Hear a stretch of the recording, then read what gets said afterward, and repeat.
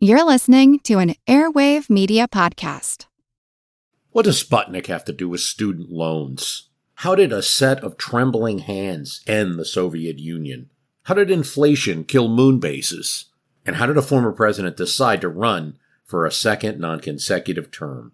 These are among the topics we deal with on the My History Can Beat Up Your Politics podcast. We tell stories of history that relate to today's news events. Give a listen. My History Can Beat Up Your Politics, wherever you get podcasts. We're happy to announce the podcast is sponsored this week by Simon & Schuster, publisher of Lincoln and the Fight for Peace by John Avlon, which is available now.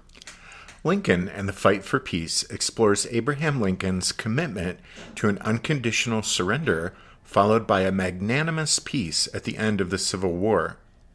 While his assassination left his work incomplete, his vision would inspire future generations in their quest for peace. Lincoln and the Fight for Peace is available now wherever books are sold. It's also available as a downloadable ebook and audiobook.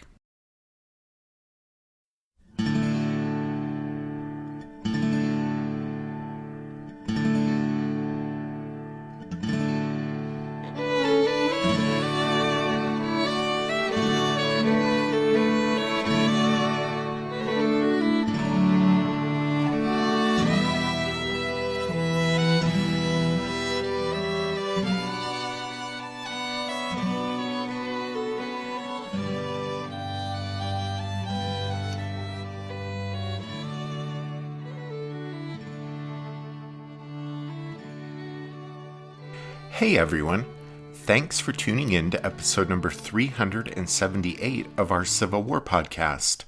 I'm Rich, and Tracy won't actually be with us for this show. She is off visiting family and left me to hold down the fort and to get this episode out to you guys. So that's what I will do.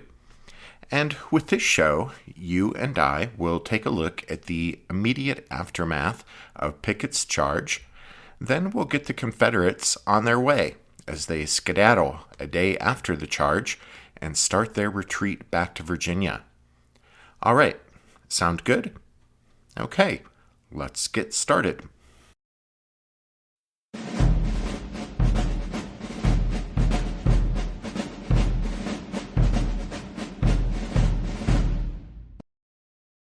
Pickett's charge took less than 1 hour from the time Pickett's, Pettigrew's, and Trimble's troops stepped off from Seminary Ridge until their shattered ranks came limping back. Their losses were simply staggering. Numbers vary, but of the nearly 13,000 men who probably made the charge, at least 5,300 became casualties, either dead, wounded, captured, or missing. Some sources place the number closer to 6,000. George Pickett lost nearly half his division in the attack, including all 3 of his brigade commanders, with Garnett killed, Armistead mortally wounded, and Kemper severely wounded. Of the 15 regimental commanders in the division, 8 were either killed or mortally wounded, while 5 others sustained non-fatal wounds. Some units were almost entirely wiped out. Company H of the 56th Virginia began the attack with 37 men. By the time it was over, only 1 remained. Losses in Pettigrew's division exceeded 40%, with Pettigrew's old brigade under Marshall suffering the highest losses, followed closely by Archer's brigade under Fry, and then losses were also severe among Joe Davis's Mississippians and North Carolinians. Johnston Pettigrew had been wounded in the attack, as had Isaac Trimble, bringing up the supporting brigades under Lowrance and Lane. Burkett Fry was wounded and captured, and Colonel James Marshall was dead. The 11th Mississippi of Davis's brigade suffered an incredible 90% loss, including every single member of Company A, the University Grays.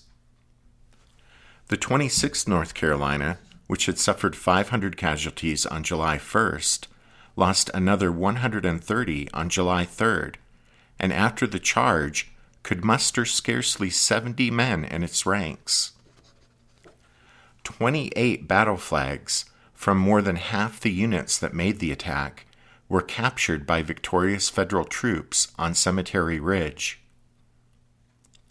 A Virginia lieutenant later summarized the attack by saying, "We gained nothing but glory and lost our bravest men."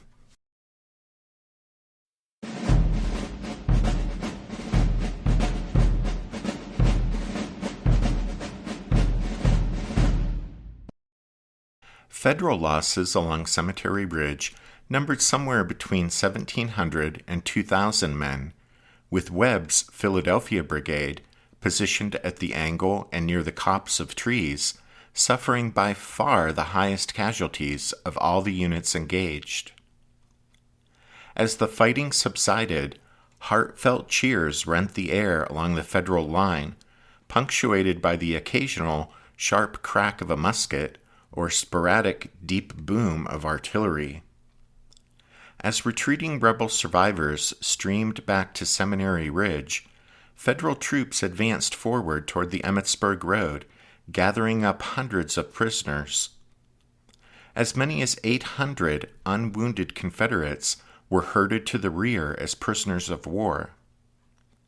On their way to the rear, many no doubt saw an ecstatic Alexander Hayes with several members of his staff galloping back and forth along the line of his division, dragging some of the captured rebel battle flags on the ground. Over on Seminary Ridge, Robert E. Lee could hear the Federal troops cheering at the tops of their lungs. The Yankee soldiers reveled in the dawning realization that they had just taken the best the rebels could throw at them and had emerged victorious. After the cheering died away, though, many Federals were overwhelmed by the scale of the bloody carnage now spread out before them. One New Yorker wrote, quote, "The havoc upon the field in our front was appalling. The dead lay at intervals, one upon the other, torn and mangled, and were strewn over the field in every conceivable condition. From among the slain arose the wounded, who struggled to reach our line. Some, in their vain endeavor, fell to rise no more." Alexander Webb walked among the fallen near Cushing's Cannon and counted 42 dead Virginians in the area where Armistead had been wounded.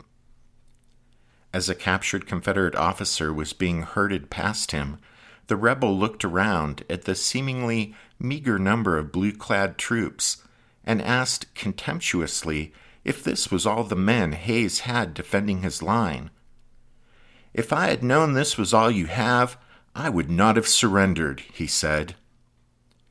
In reply, Hayes, in the Civil War equivalent of pointing at the scoreboard, snarled, "Well, go back and try it again."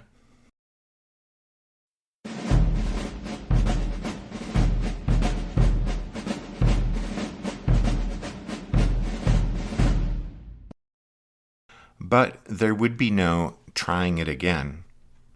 As the shattered ranks of the assault force came straggling back from their bloody errand to Cemetery Ridge, Robert E. Lee rode among the survivors, endeavoring to encourage the men and attempting to get them to form up again and prepare to repel the Federal counterattack that he expected would surely be coming.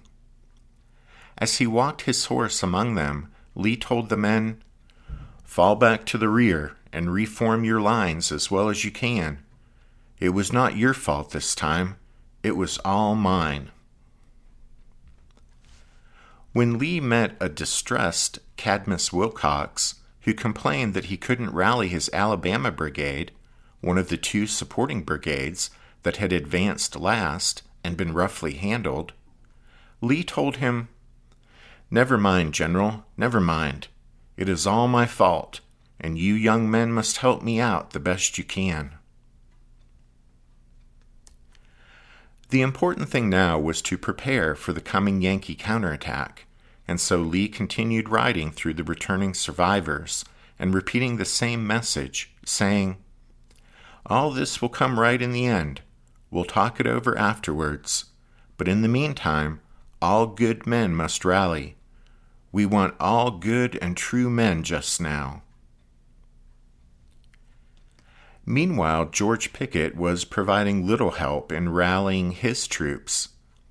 Unable to come to grips with the extent of the disaster that had just befallen his division, Pickett was distraught. To Longstreet, who tried to buck up his old friend, a weeping Pickett blurted, "General, I am ruined. My division is gone. It is destroyed."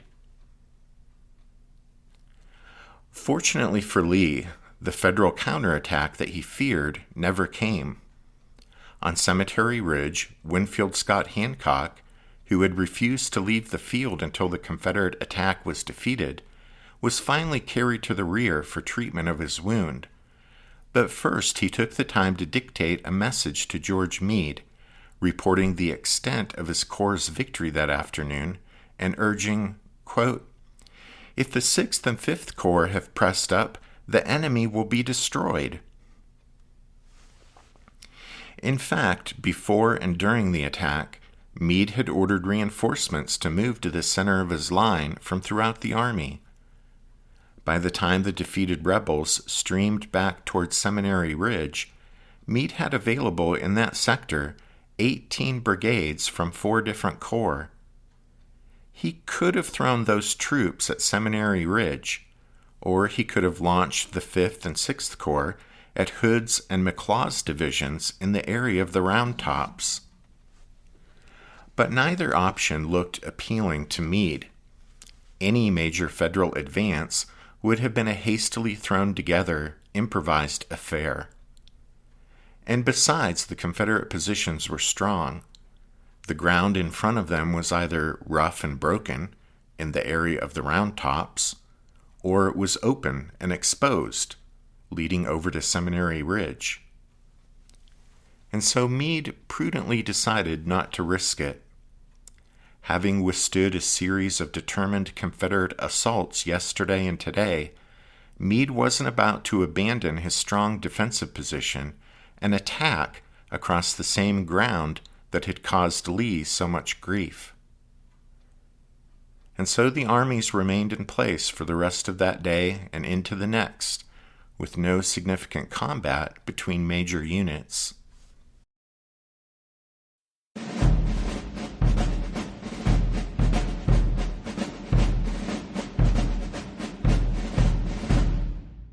Did archaeologists discover Noah's Ark?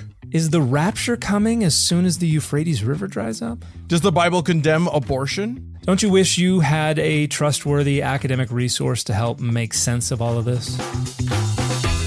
Well, I'm Dan Beecher, and he's award-winning Bible scholar and TikTok sensation Dr. Dan McClellan, and we want to invite you to the Data Over Dogma podcast, where our mission is to increase public access to the academic study of the Bible and religion, and also to combat the spread of misinformation about the same.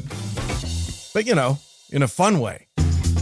Every week we tackle fascinating topics, we go back to source materials in their original languages, And we interview top scholars in the field. So whether you're a devout believer, Or you're just interested in a clear-eyed, deeply informed look at one of the most influential books of all time, we think you're going to love the Data Over Dogma podcast. wherever you subscribe to awesome shows. What's something you learned in history class that you feel wasn't the whole truth? Better yet, what's something you didn't learn at all that was omitted completely? That's what I'd like to call redacted history. I believe that all history, no matter how good or bad, needs to be told. There are wars, massacres, battles, and entire historical events that are just not in our school's history books. Have you ever heard of Mary Bowser? I didn't think so.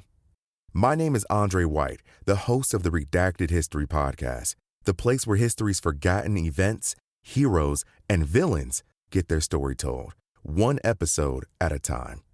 So come huddle around the campfire with me and get ready to hear the stories that you were robbed of. And get comfortable, we're going to be here a while. The Redacted History Podcast. Real history never dies. Stream the Redacted History Podcast on Apple Podcasts, Spotify, or wherever else you get your podcasts. Because of its dramatic nature and tremendous losses, and because it would later come to be regarded by so many as the high watermark of the Confederate war effort, Pickett's charge has come to dominate the history of the third day of the Battle of Gettysburg. But there were other actions that Friday, each involving the mounted arms of both armies. We've already covered, here on the podcast, the July 3rd action at East Cavalry Field, when Jeb Stuart had a go at moving around the Federal right flank, determined to drive the Union cavalry from that area and perhaps wreak havoc on the Yankees' rear areas by threatening their main supply line along the Baltimore Pike. But David Gregg, with his 2 brigades of Federal horsemen, plus a brigade of Michigan cavalrymen under George Custer, which were borrowed from Kilpatrick's division, well, they had stymied all of Stuart's attacks, thus successfully protecting the Army of the Potomac's right flank and rear. As part of the action at East Cavalry Field, 24-year-old George Custer, who had been jumped from captain to brigadier general less than a week before, led a desperate Union saber charge. Reckless of his personal safety, Custer miraculously escaped injury, allowing him to keep a rendezvous with fate in the sagebrush-covered hills of Montana 13 years after the Battle of Gettysburg.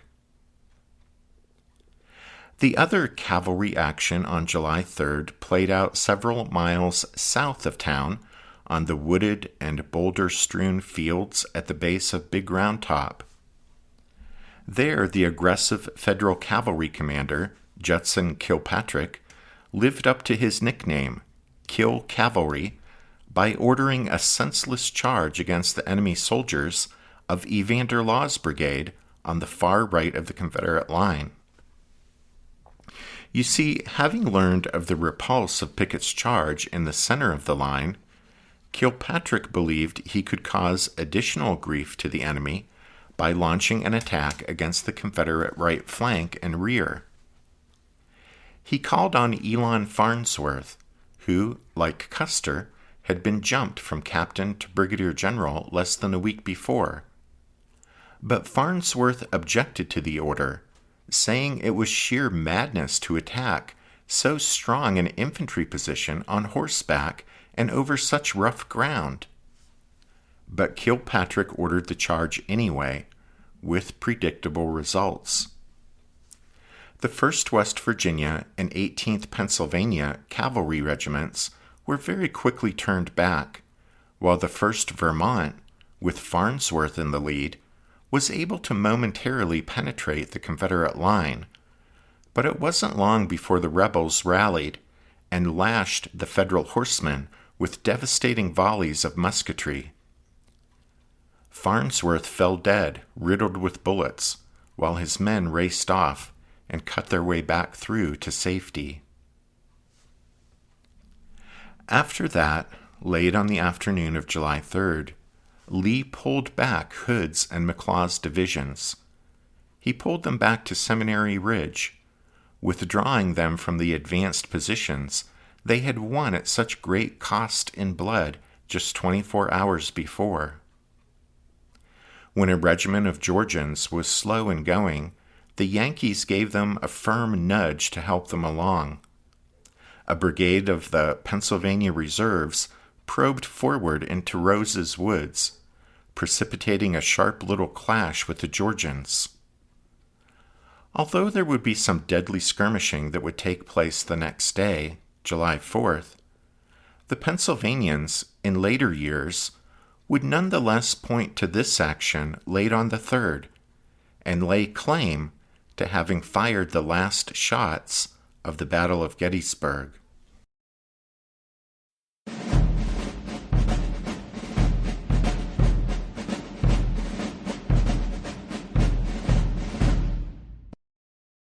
A heavy summer rain began to fall late on the evening of July 3rd, as though the gods were intent on making the soldiers of both armies miserable, those who had somehow survived the storm of battle.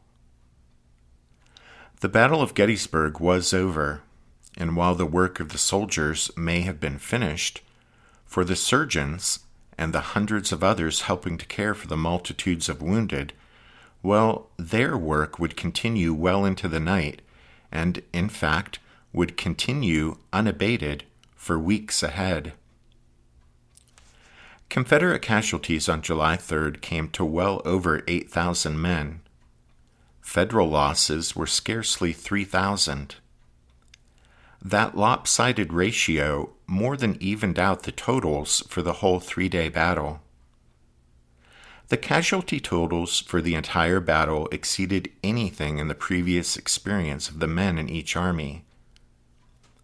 Although no figure can be precise for any Civil War engagement, modern consensus places Federal losses at 3,155 killed in action, 14,530 wounded or mortally wounded, and 5,365 missing, for a total of just over 23,000.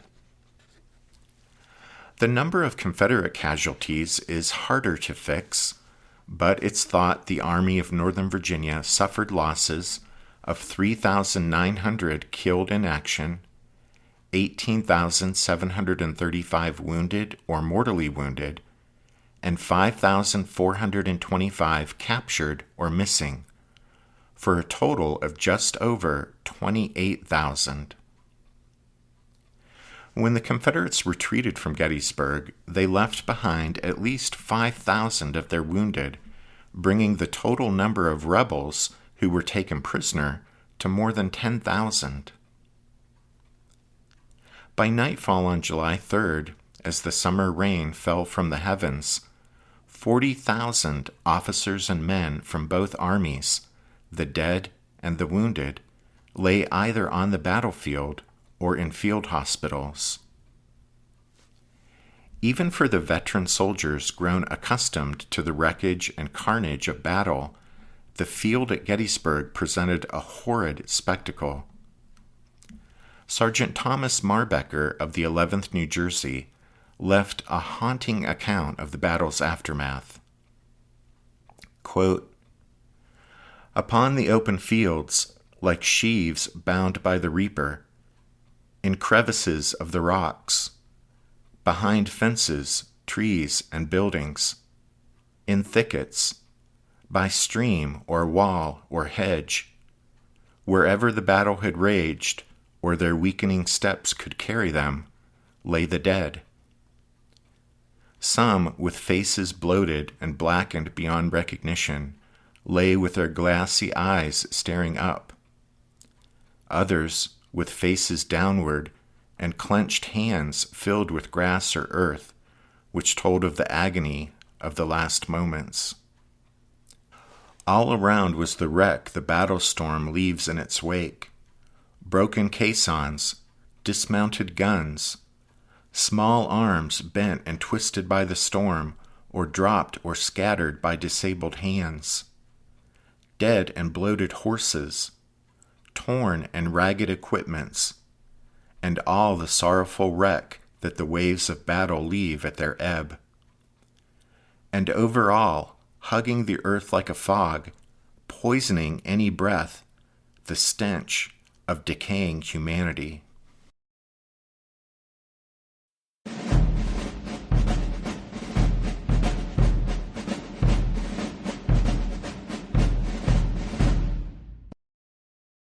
Robert E. Lee had gambled and lost, and he knew it, and on the night of July 3rd, he began to make plans for his army's retreat back to Virginia. He had staked everything on the pounding artillery bombardment and the great infantry charge that day, and with the bloody failure of the attack, he was forced to admit that he was going to have to cede the initiative to Meade, and that his, Lee's, only hope was that the Federals would launch a major attack on Saturday, July 4th, and that the Army of Northern Virginia would still have enough fight left in it to give the Yankees a bloody nose, and in that way, Lee would be able to at least salvage some sort of backhanded victory at Gettysburg. However, George Meade would not oblige Lee. Except for some sporadic and deadly skirmishing on July 4th, the day was spent quietly, with the soldiers resting and many writing letters home. Others helped to gather and care for the wounded, while some got to work burying the dead. The rain had let up some overnight, but picked up again at daybreak on the 4th. That afternoon, thunderstorms rolled in, and the rain fell in torrents, adding to the misery of the many wounded who still lay out in the open, and making the already grim task of burying the dead even more unpleasant. The irony of it being Independence Day wasn't lost on the soldiers in either army. But even in the Army of the Potomac, there wouldn't be any widespread celebrations on the 4th. Just a few small observances. As one New York soldier wrote to his mother that day, "While you were celebrating, we were busy burying the dead." The Army of Northern Virginia spent much of Saturday gathering as many of its wounded as possible and loading them on wagons, which were being readied for the journey south. The Confederate Army's extensive wagon train would precede the combat units in the retreat from Gettysburg. The miles-long column of wagons was loaded down with both plunder taken in Pennsylvania and thousands of the less seriously wounded. The wagon train would be slow-moving and vulnerable and would need a head start. So late on the night of July 3rd, Lee ordered Brigadier General John Imboden, commander of one of the Army's less effective cavalry brigades, to escort the wagon train, which was to start out late on the afternoon of the 4th.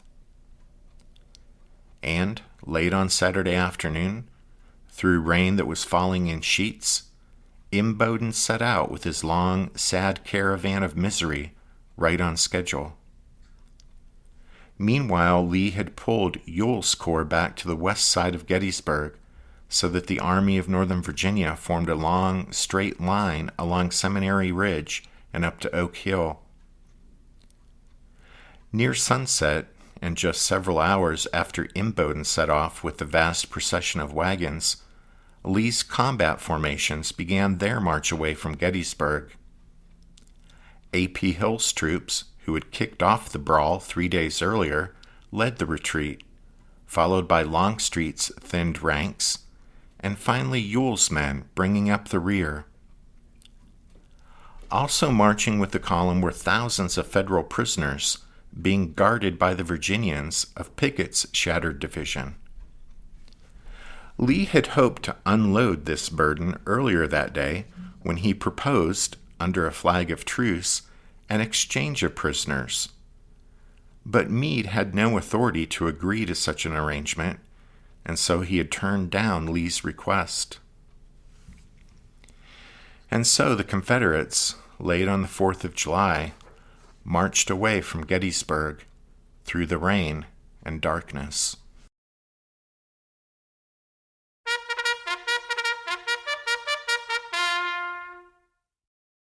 That means it's time for this episode's book recommendation, and our recommendation this time is A Strange and Blighted Land, Gettysburg, The Aftermath of a Battle, by Gregory A. Coco. Don't forget you can find a list of all our book recommendations if you head over to the podcast website, which is www.civilwarpodcast.org. Then, as the curtain comes down on this show, we want to give a shout out to the newest members of the Strawfoot Brigade and thank them for their support of the podcast. So, thank you to Kent E., Dan and Margie S., DW, Eric, and Patrick. And thanks to all of you for listening to this episode of The Civil War, 1861 to 1865, a history podcast. Tracy and I do hope that you join us again next time, but until then, take care. Thanks, everyone. Bye.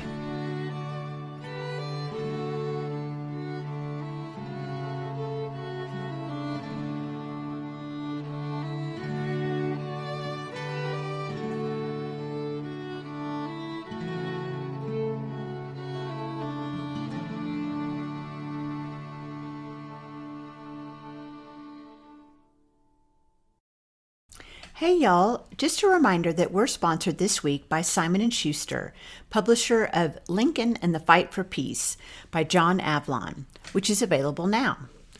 Lincoln and the Fight for Peace explores Abraham Lincoln's commitment to an unconditional surrender, followed by a magnanimous peace at the end of the Civil War.